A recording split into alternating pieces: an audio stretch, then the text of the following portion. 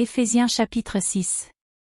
Enfants, obéissez à vos parents, selon le Seigneur, car cela est juste.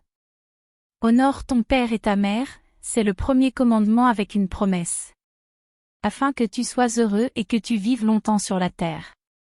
Et vous, pères, n'irritez pas vos enfants, mais élevez-les en les corrigeant et en les instruisant selon le Seigneur.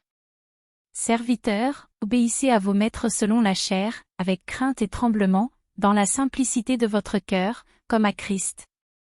Non pas seulement sous leurs yeux, comme pour plaire aux hommes, mais comme des serviteurs de Christ, qui font de bon cœur la volonté de Dieu. Servez-les avec empressement, comme servant le Seigneur et non des hommes.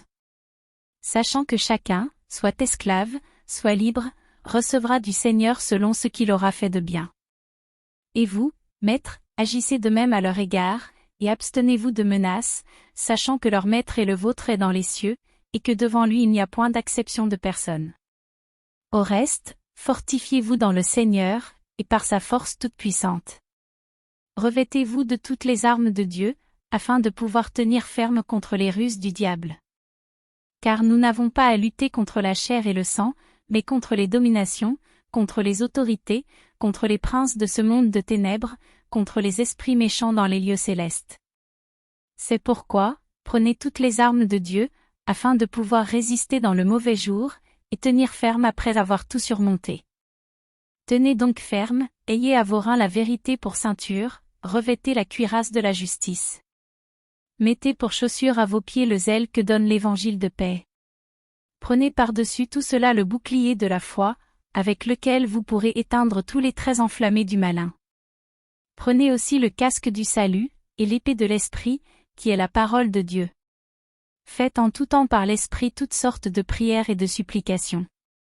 Veillez à cela avec une entière persévérance, et priez pour tous les saints. Priez pour moi, afin qu'il me soit donné, quand j'ouvre la bouche, de faire connaître hardiment et librement le mystère de l'Évangile, pour lequel je suis l'ambassadeur dans les chaînes, et que j'en parle avec assurance comme je dois en parler. Afin que vous aussi, vous sachiez ce qui me concerne, ce que je fais, Tychik, le bien-aimé frère et fidèle ministre dans le Seigneur, vous informera de tout.